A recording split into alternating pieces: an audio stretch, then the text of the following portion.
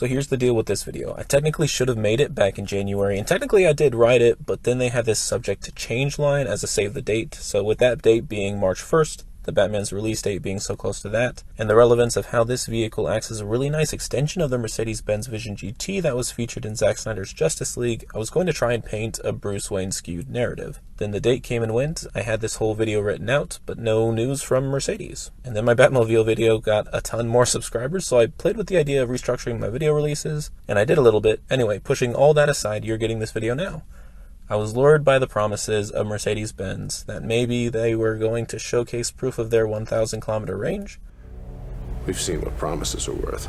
And I guess that while it still maintains the Vision nomenclature of a concept vehicle, Mercedes did recategorize the vehicle from concept vehicle to upcoming vehicle, so I guess that was something? And now you're getting the video 2 months late. They'll probably share their 600-mile plus range of proof in the next few months. Promises, promises. Cue intro.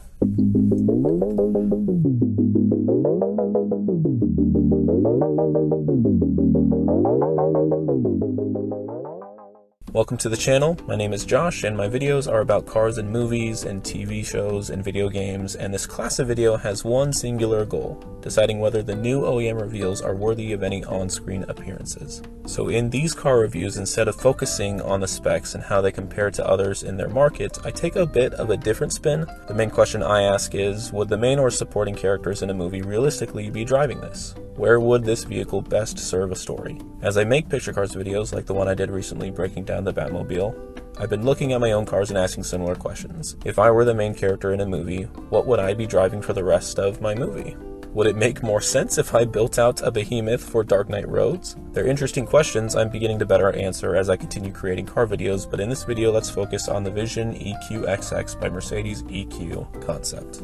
By the end of this section, I want to have made a strong case that this car's archetypal character is the billionaire Bruce Wayne. I might do a ranking of all of Bruce Wayne's daily drivers later on, so I'm not going to be so exhaustive. This, in a sense, is my small what-if scenario. What if Ben Affleck stayed with the production of this movie? I'm not upset by any means. I'm very, very happy with the movie we got, but what if? What if? Would we see the Vision GT again as his daily driver? Would the Aston Martin come back? Would it have made more sense to pull out a legacy Corvette? While it's true that Mercedes needed to fully redesign the car so that it fit Ben Affleck's build, he does a good job at making smaller cars look good. So would we have seen him stick with the Mercedes brand and pull out the Vision EQXX? A quick did you know? Just as Robert Pattinson follows Ben Affleck's turn as the Caped Crusader, Pattinson's Corvette Stingray follows a Mercedes-Benz S550 in its only cinemative scene, which is a nice little subconscious nod to Bruce Wayne's previous on-screen daily driver. This car is in a class that is shared by very few electric vehicles either currently produced, in the process of their plants being built, or even just announced. The best competition the EQXX has right now comes from the Audi e-tron GT and Porsche Taycan. About to be built, the Lucid Air will also enter and elevate the term luxury in this market segment. Merely teased with very little hard and fast numbers, the Cadillac Celestiq and Polestar 5 will also be present in this luxury sedan crowd after their announcement releases in the coming year. This segment being so young, each automaker is crafting their own definition of high luxury. High luxury isn't the true term, it's just easier for me to understand the difference, like the difference used between fantasy and high fantasy. Luxury is something we recognize. This concept of high luxury is in some cases decidedly alien in contrast to what we have today. Though I'm probably getting too nitpicky about the terminology, regardless, Mercedes is trying to elevate the concept of luxury with their EQXX concept vehicle. Does this sound like something Bruce Wayne would be interested in? Absolutely. We've seen this in the doubly published Justice League, where Ben Affleck's Bruce Wayne gets treated to the one-off concept of the Gran Turismo series. The Mercedes-Benz Vision GT is a separate genre of Mercedes luxury in which we espouse minimalistic controls and displays repeated in the EQXX. While some of these design elements may seem unique, most of them are a legacy of concept cars gone by. Mercedes is no stranger to the concept vehicle. Most recently, they had the Vision EQS concept as a study of their electric profile. Losing buzz during the pandemic, they brought Casey Neistat out of his hiatus in California for a promo video of that vehicle. Or maybe Neistat was yearning for something to check off his list. Who am I to judge? Either way, shortly thereafter, the EQS, with dramatic interior changes and noticeable exterior differences, was announced and began production. But this turnaround is the exception to the rule. The concept EQ never went into production, so too the Maybach 6, F15 Luxury, or Vision GT. Mercedes' graveyard of concept of ghosts is large. We don't need to go through the whole design history. Frank Stephenson already has a really amazing video going through the aerodynamic design of the EQXX and how it's been influenced by Mercedes' concepts of years past. And so because of all this, Mercedes has one of the largest public graveyards of concept vehicles. Usually, companies archive them after so long, but they're still very proud of their heritage and where they'll go from those concepts. While not immediate to view from the homepages in different countries' domains, these concepts still exist within their websites. That's because Mercedes purposefully builds these concept vehicles not in the hopes of producing them, but in the hopes that they'll inspire technologies and design motivations for cars that could later come across the assembly line. What's the point in building such a fancy car if you're never going to actually make it? We're gonna build a car that's similar to this, but that's not exactly like that. So this is like an inspirational... 100%, yeah. Okay. And you're probably thinking, well, many companies do this same practice, we just aren't privy to those concepts. But I want to emphasize, Mercedes differs from many other automotive brands in their investment of design. Hopefully I can explain it better with a personal story. I had the unique opportunity to study abroad in Germany in the spring 2017 semester. It was a spring break trip, but we had an exhaustive tour of both BMW Welt and its nearby plant and the Mercedes Stuttgart plant. The differences between the two are jarring just in terms of spent resources and how they allocate them and even publicize them. In BMW's main plant, it is incredibly apparent that they devote a lot of attention to the manufacturing process. Tooling costs and lean practices lead to a clean assembly line. Tour guides focused larger on their manufacturing efficiency and took pride in the ability to produce cars for the country and continent. Mercedes, by contrast, in their admittedly smaller facilities, spent more time at the beginning of these guides enriching the tourists with their history and public future. Their pride was less in their production numbers, but more in their storied craftsmanship and design. But these manufacturing comparisons exist across the globe. Where Mercedes is unique is their belief in these concept cars. Their design team is constantly experimenting with shape, materials, mechanical operations, and hardware integration on vehicles that have no intention of going into production. Josh, I still think that every automaker does this. Why are you fanboying over Mercedes? Well, first, I'm a fan of the EQXX, not necessarily Mercedes. Second, yes, automakers craft concept vehicles to inspire production models to an extent. Let's talk about Chrysler just a little bit. You know, when I first took this crazy job, they were ready to bury Chrysler. Chrysler is a dying brand, there's no denying. They will need serious investment in their design and marketing in order to make it a viable brand in the next few decades. Before Stellantis and Sergio Marchionne's death, they made plans of reinvigorating the brand. Detailed in Netflix's Abstract, Chrysler developed and announced their Portal concept. An inspiring example for the brand, it didn't land with legacy buyers. And I mean, that was the point. It was meant to draw in younger buyers. Now, it doesn't even matter if they were successful in that mission. You won't see it as a past example that Chrysler looks on with fondness. Sure, you'll have a few designers that will post the odd quarter panel shot maybe once a year. Back to Mercedes, they're still proud of these design studies from a decade prior, using them as muses for their upcoming vehicles. One of them even seen in the streets of Free Guy's Free City. They're still including past designs like the Avatar in their current design discussions. The Mercedes-Benz Vision EQXX takes in the young histories of the EQ concepts and video game designs. By seeing the Vision GT design come to fruition on the big screen, they were able to see real feedback for a vehicle and its target market. By merging these two, Mercedes has expressed both pride in their past and eagerness for its future. And now for the nitty-gritty. This is the part of my videos where I lay out the specs and try to provide a more focused narrative about how I think this video is successful in comparison to others in the segment. There's not a whole lot of competition we can contrast it with though. There's the obvious Audi e-tron GT with its equally superhero-supported counterparts, and we'll talk about it. There's also the Lucid Air that I brought up earlier, but really I think that this vehicle will have a more interesting contribution once the Cadillac Celestiq gets released. Because of this, I'm going to focus on the knowns within these segments after first getting rid of the Polestar and Porsche competitors. I love them both to death, but I don't like making long videos, and all you really need to know is that Polestar rocks and Porsche has reinvented the market space first. While Polestar belongs to this group, this video isn't about them, with me trying to sway you toward their lineup.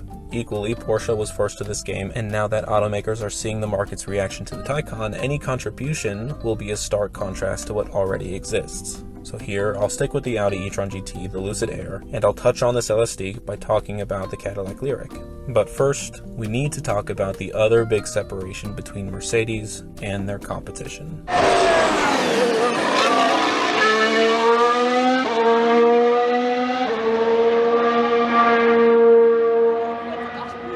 While automotive brands today aren't a stranger to the race podium, none has been more dominant these past several years than the Silver Arrow of Mercedes' performance wing of AMG.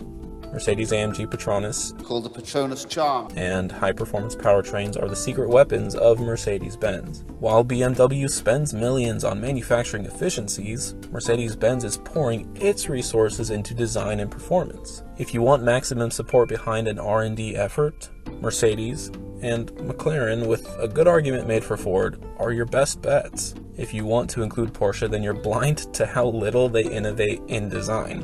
If you want to include Ferrari, then you should have recent numbers to back that up. Mercedes-AMG is a performance machine for the racer, and while the trickle-down effect of race to street may seem slight, micro adjustments turning into leaps of advancement are extreme if you compare to similar brands. I'm of course talking about Volvo's performance-focused Polestar division and brand, Volkswagen Group's Porsche brand, and that's it. Luxury automakers with a performance division that is now making electric cars. Through a combined effort with Mercedes-AMG HPP, the EQXX has reportedly the most energy-dense battery in public development. And here lies our first sketch, but not technically wrong, set of comparative values. The 200 watt-hour per kilogram energy density in the EQXX is hard to compare with the standard volumetric energy density value. The Tesla Model S equipped with a density of approximately 245 watt-hours per liter, and the Audi e-tron GT toting an unbelievable whopping 648 watt-hours per liter.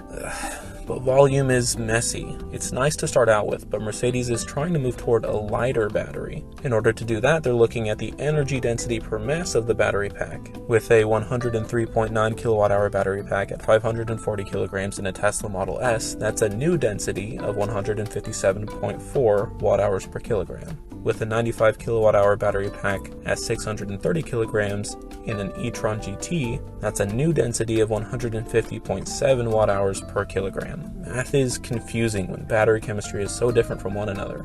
It's borderline, okay, maybe full-on suspect. The whole thing is highly suspect. Regardless, the lightweight components of the pack itself combined with the battery chemistry make it the lightest and most energy-dense battery pack presented for the public's discernment. This means that the battery at 100 kilowatt-hour capacity only has a mass of 500 kilograms, which is not 30% less than comparable capacities, though the jury is still out on the reported 50% volumetric reduction.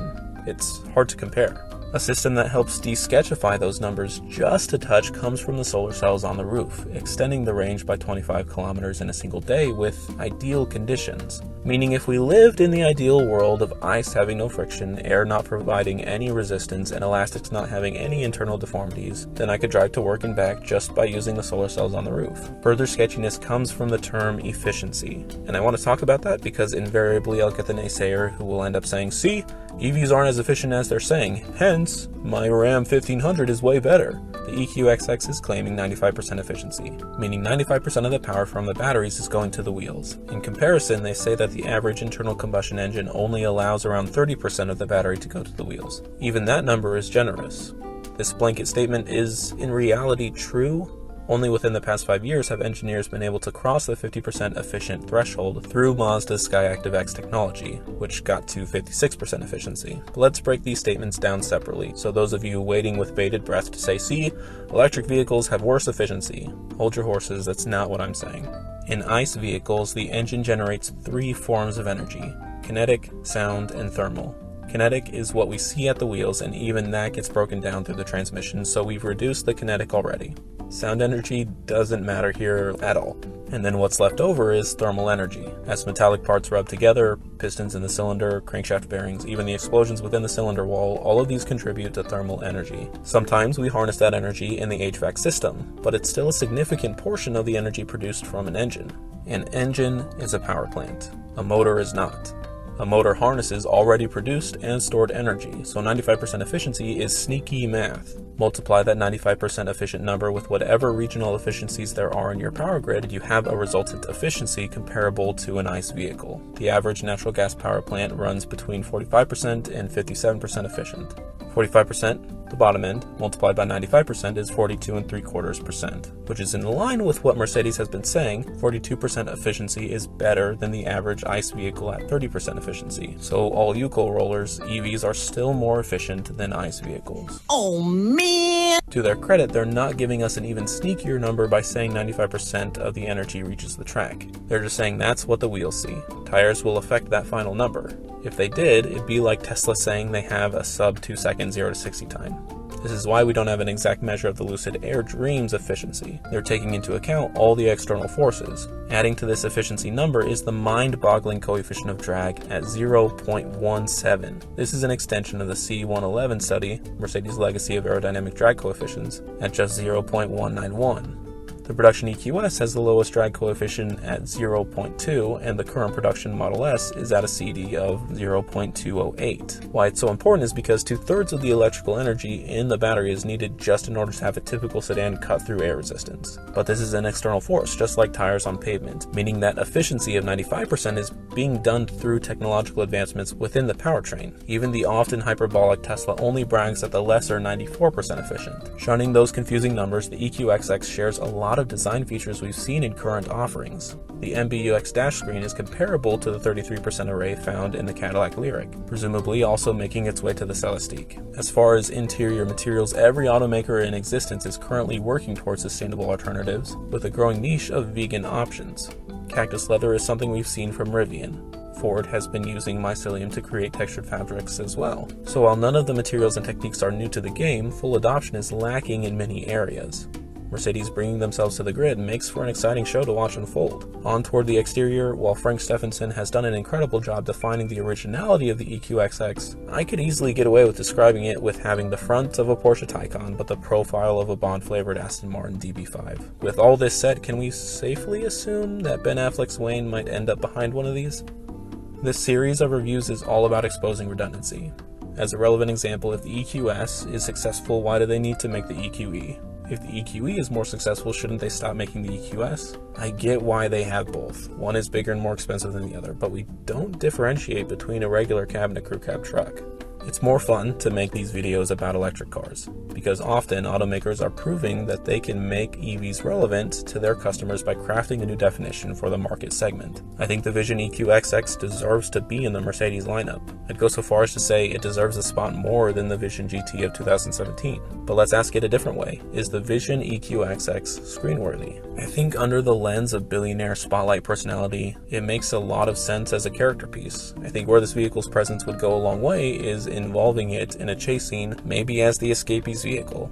I don't think Mercedes has showcased this capability and maneuverability, giving most of its marketing to the electric range and aerodynamic ability. I'm hoping we'll get more details in the spring.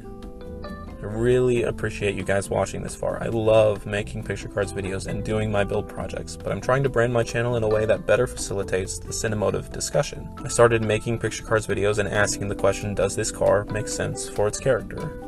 In doing so, I myself started realizing it doesn't make a ton of sense for me to drive a Chevrolet Equinox, so I sold it and now I'm on a mini quest. I think it's safe to call it a quest chain now, to obtain and maintain a vehicle that is just right for my character. Thanks again, and I'll see you all in the next one.